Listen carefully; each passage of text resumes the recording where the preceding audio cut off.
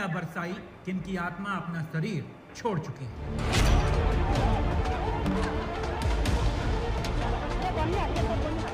ये तस्वीर सिस्टम की गाल पर तमाचा है, उस पुलिस सिस्टम पर। नमस्कार दोस्तों, वेलकम टू माय चैनल। अभी कुछ महीनों से बिहार में लगातार पॉलिटिकल क्राइसिस या प्रोटेस्ट देखने को मिल रहे हैं। जैसा कि आपने वीडियो में देखा, अभी बीजेपी के नेतृत्व में एक प्रोटेस्ट के दौरान जो विधानसभा की तरफ मार्च कर रही थी, एक बीजेपी कार्यकर्ता की मौत हो गई और पुलिस लाठीचार्ज में कितने लोग घायल हुए हैं। बीजेपी ने ब्लैक डे मनाने का फैसला किया है और टीचर्स नियमावली को लेके हो या फिर अपोजिशन की मीटिंग चर्चा में रहा। के पाठक जो अभी शिक्षा सचिव हैं और शिक्षा मंत्री में विवादों को लेकर भी चर्चा रहा और अभी इन दोनों में विवाद कुछ चल ही रहा है।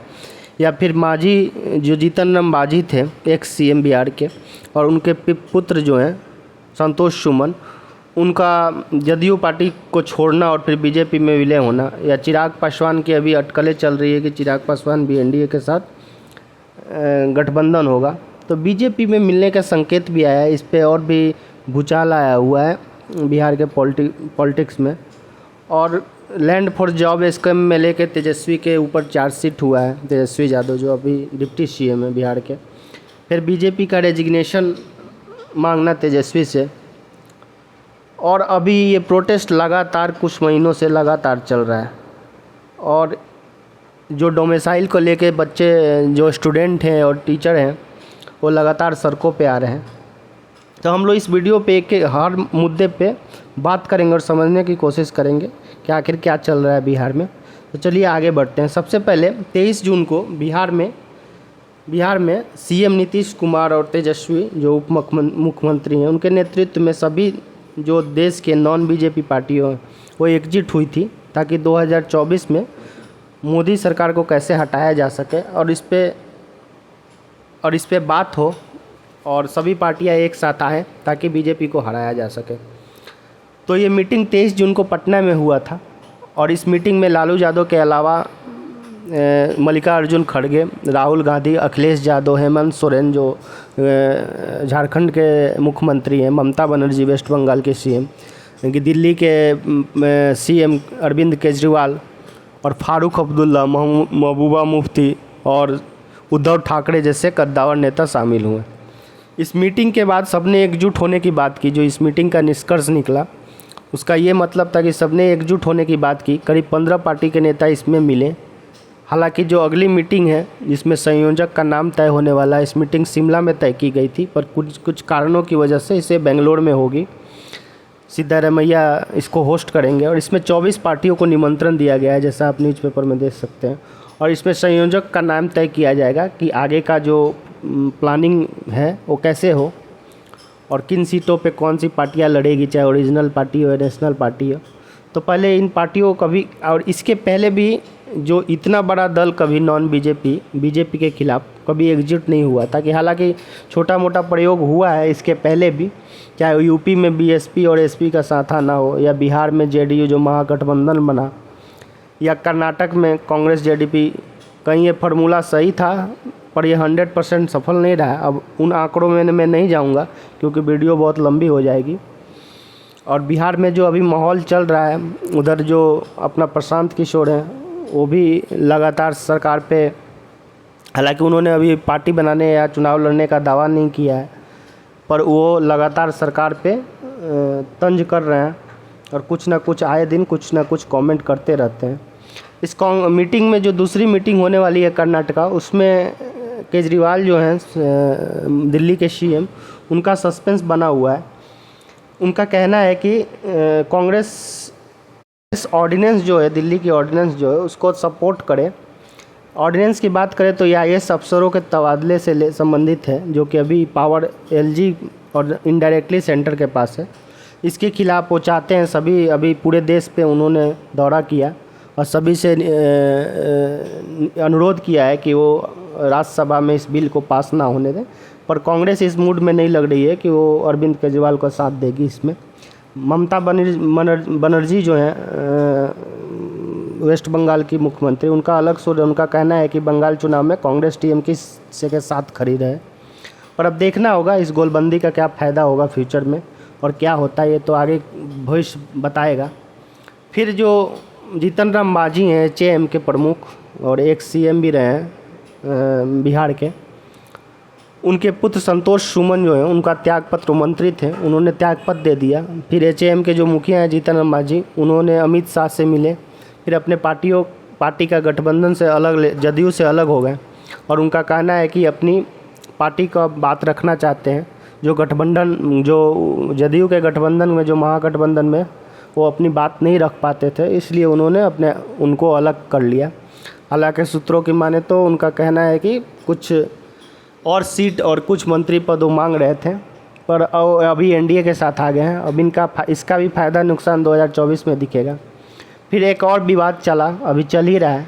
बिहार के जो नए शिक्षा सचिव हैं के पाठक, जो कुछ दिन पहले ही बने हैं, उनका जो वो बड़ी सख्त और ईमानदार ऑफिसर माने जाते हैं। कहा जाता है कि वो जहाँ भी रहे हैं, हालांकि इसके पहले भी वो कुछ डिपार्टमेंट में थे, मुझे तो नहीं लग रहा है कि उन्होंने 100% काम किया है। और जब से ये शिक्षा सचिव बने हैं तब से शिक्षा मंत्री जो हैं बिहार के, उन दोनों में बन नहीं रही है और के पाठक बिना राय विमर्श किए हुए डिसीजन ले रहे हैं, ऐसा उन शिक्षा मंत्री का कहना है। इसके बाद शिक्षा मंत्री का पीत पत्र भी लिखा, जो उनके सेक्रेटरी हैं उन्होंने पीत पत्र लिखा। वो अपने अधिकारी, जो उनकी अधिकारी हैं के व्यवहार से परेशान हैं।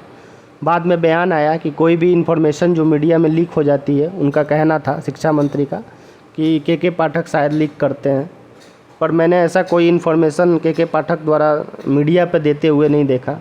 अगर आपने देखा है तो प्लीज़ कमेंट कीजिए। फिर दोनों को मीटिंग भी हुई, नीतीश जी और लालू जी के साथ, और नीतीश कुमार ने सबको निर्देश दिया है कि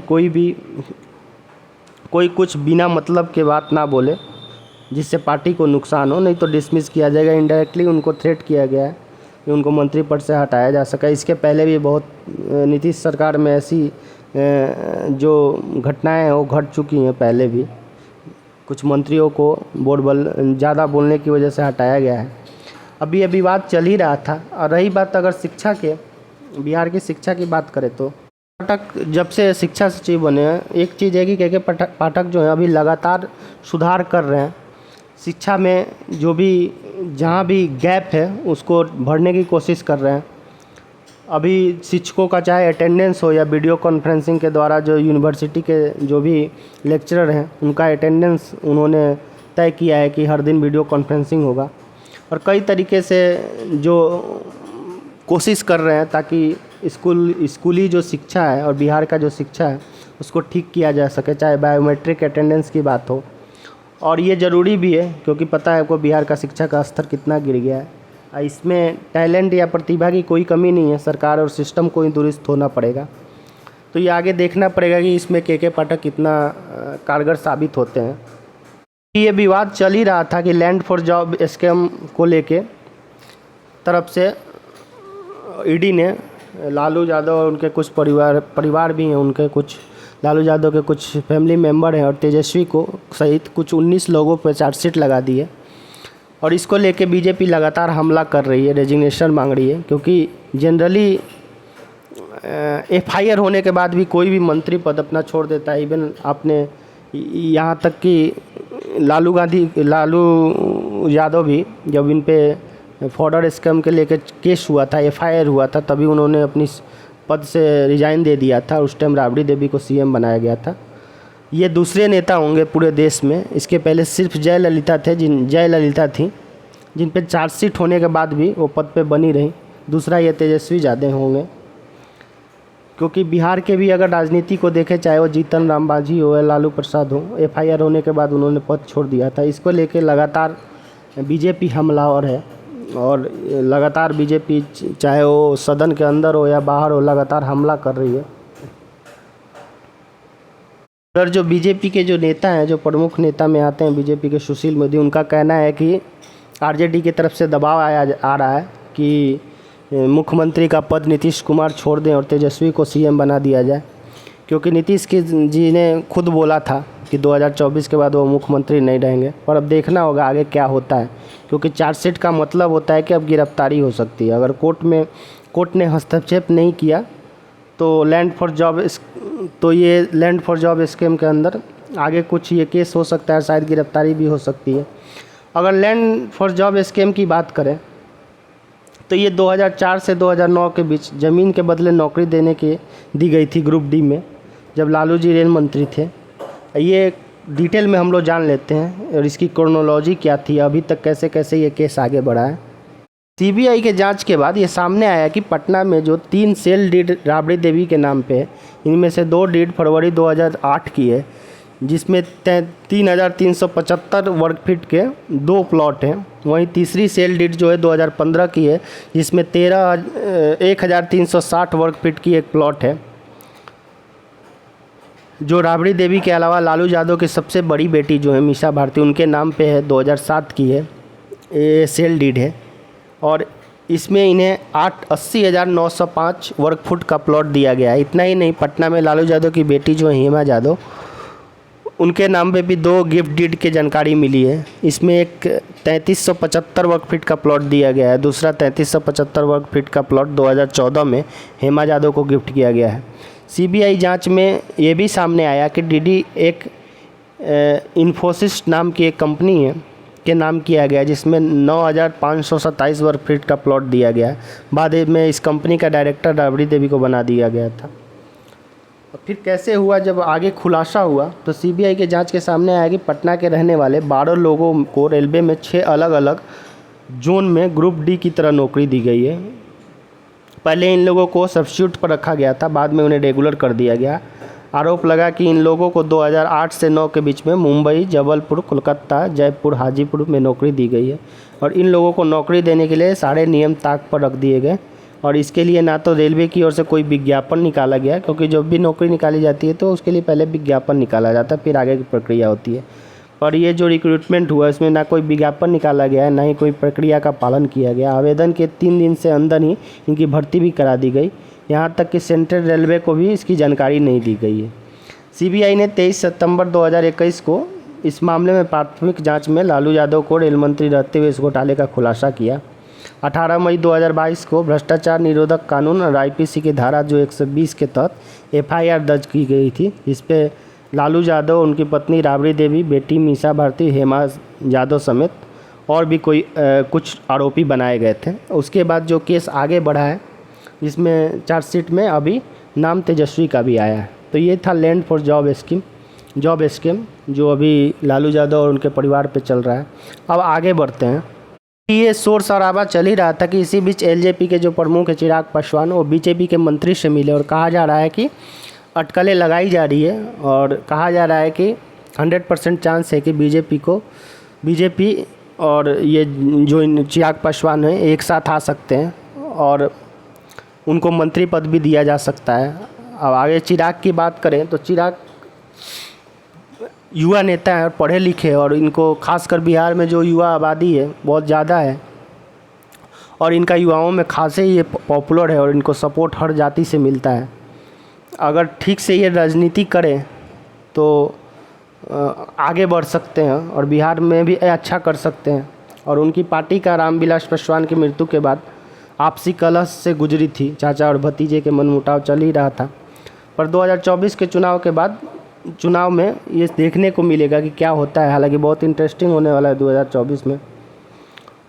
उसके बाद डोमिसाइल नीति की वजह से टीचर संघ और बिहार के स्टूडेंट लगातार विरोध कर रहे हैं, पर नीतीश सरकार अभी तक कुछ एक्शन नहीं ले रही है। डोमिसाइल नीति के बारे में मैंने ऑलरेडी इस पे चैनल पे वीडियो बनाया है, अगर डिटेल में जानना हो तो आप देखें, 2 वीडियो मैंने डाला है इस चैनल पे। तो डोमिसाइल नीति को लेकर नीतीश सरकार अभी तक कुछ एक्शन नहीं ले रही है। इतने सारे बदलाव की वजह से स्टूडेंट पहले से ही भड़के हुए थे, बाद में ये डोमिसाइल नीति की वजह से और प्रदर्शन हो रहा है। इन सभी मुद्दों को लेकर बीजेपी प्रोटेस्ट कर रही थी और इसी बीच लाठीचार्ज हुआ। बीजेपी का कहना है कि वो शांतिपूर्वक धरना दे रहे थे, पर पुलिस ने लाठीचार्ज किया और इसमें एक जो बीजेपी के कार्यकर्ता थे उनकी मौत हो गई। और बीजेपी सदन से लेके रोड तक अभी प्रदर्शन कर रही है और लगातार सरकार पे बरस रही है। अभी आगे देखना होगा कि ये क्या होता है। और इन सब मुद्दों को लेके अभी जो बीजेपी है लगातार घेराव कर रही है नीतीश सरकार के। और लगातार दबाव बनाया जा रहा है कि जो उप मुख्यमंत्री हैं तेजस्वी यादव वो अपना पद छोड़ें। अब देखना होगा नीतीश कुमार क्या करेंगे, क्योंकि अब नीतीश कुमार को, ये मेरा व्यू पॉइंट है कि नीतीश कुमार अभी मुझे नहीं लग रहा है कि वो बीजेपी से फिर गठबंधन करेंगे, एनडीए के साथ जाएंगे। अब आप राय दीजिए कि क्या चल रहा है बिहार के पॉलिटिक्स में, आगे आने वाला फ्यूचर क्या होगा बिहार का। तो ये था दोस्तों, जो अभी बिहार में लगातार 1-2 महीना से लगातार प्रोटेस्ट चल रहा है और लगातार कुछ ना कुछ क्राइसिस हो रहा है। और ये था संपूर्ण जो मैंने अपने तरीके से आपको बताने की कोशिश की संक्षिप्त में। अगर आपकी जो कुछ राय हो तो प्लीज़ कमेंट कीजिए, and for more update please subscribe this channel, like share and comment. Thank you.